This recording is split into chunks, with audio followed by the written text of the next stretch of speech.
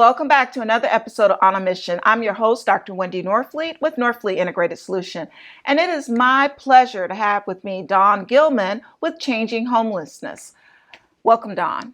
Thank you for having me, Wendy. So, Dawn, we have a growing problem here in Jacksonville. So first, before we talk about it, tell me a little bit about you and why this is such a passion with you. Okay, I have been with Changing Homelessness since 2007 and began leading the agency in 2009. What a lot of people don't realize is the agency has been around for a very long time. In fact, we are gearing up, starting to plan for our 50th anniversary of Changing Homelessness.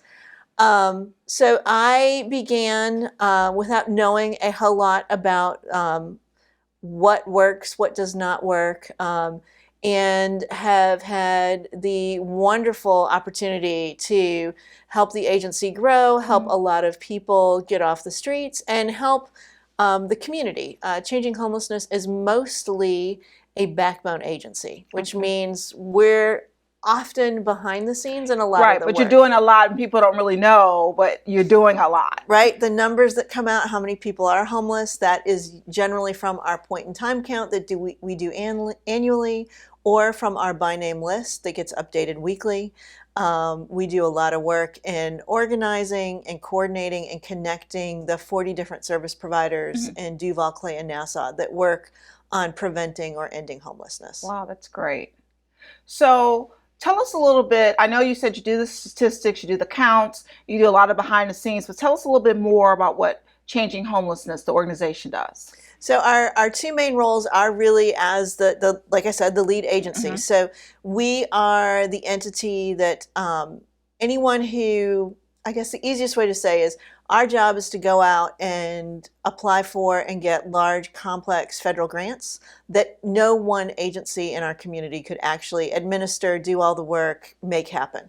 So we'll do that with both HUD grants, with VA grants, our two main sources. Okay. Right now, with the COVID relief funds, we're administering a large grant called the Emergency Solutions Grant from both the city and the state, with a half a dozen other agencies that are doing the majority of the direct service work. It does everything from, it helped people get into non-congregate shelters, which were hotel rooms at the height of the pandemic. It is working to get people rapidly rehoused that are on the streets back into housing. Little bit of prevention funding for, we were doing that for a while for folks that were just behind and needed a boost up. So those kinds of things, including outreach, going out and finding out who is homeless and helping them get connected to services. I have an organization I want to connect you with when we finish. All right. Because they're doing something similar, but they're doing for veteran women and their families. They are, we are already connected with them. For vets? Yes. Okay, good. Yeah, I believe we already are. Okay, good. Very good. I guess I should say on the veteran side, we're a very large supportive services for veteran family through the VA. For the 3 counties, our most accurate by name list is for veterans, which means we know by name every veteran in the 3-county area that is experiencing literal homelessness. Okay. We meet weekly to update those by name list meetings.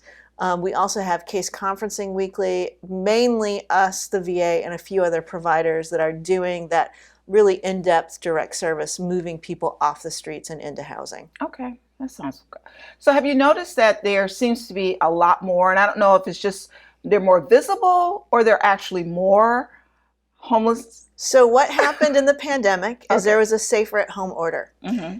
And for a lot of people, for the first time in years, they thought home, and then they realized there are people out on the streets that do not have homes. Okay.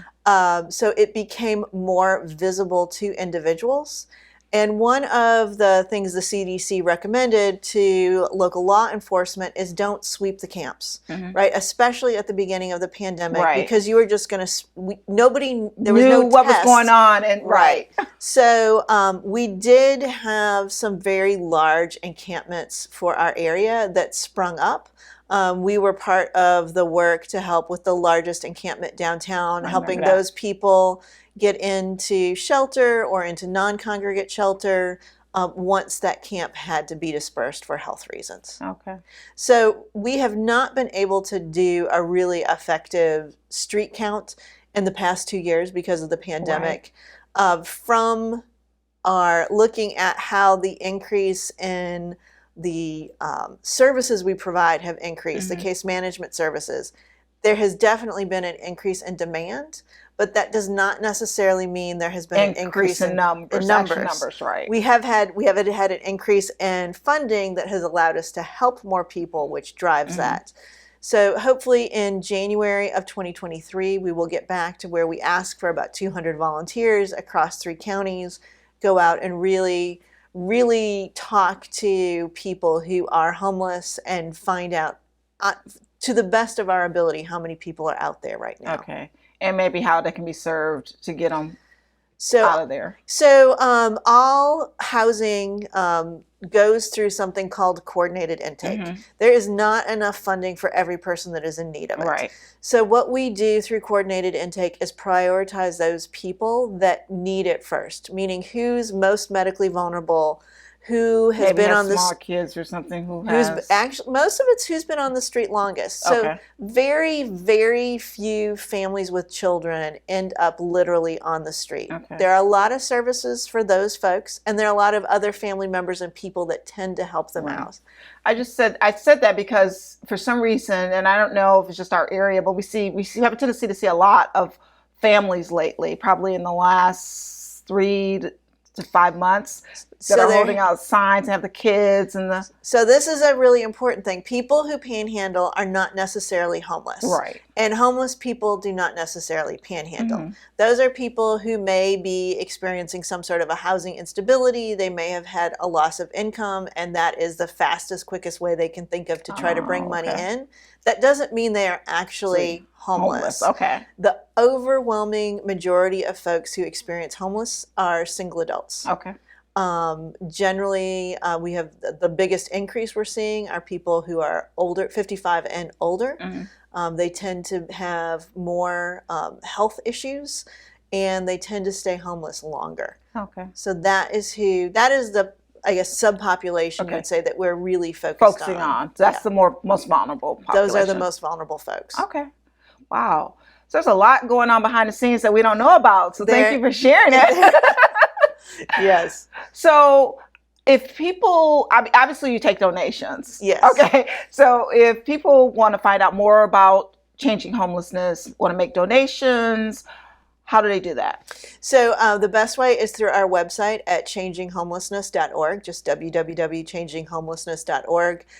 There is a Donate Now button there. There is also different tabs at the top, one which has all of our reports and information. If people are interested in what has been happening over the last 2 years, we have both a 2020 and 2021 look back for our agency. We also have our annual point in time reports are available. Our equity reports, our system-wide look at who we work with and how good we are at doing the work we do. All those are available online. All right. Dawn, thank you so much for telling us a little bit more about what's going on behind the scenes. I appreciate it. Thank you. Thank you for joining us for another episode. Please go to changinghomelessness.org to learn more about changing homelessness. And we'll see you next time on Buzz TV.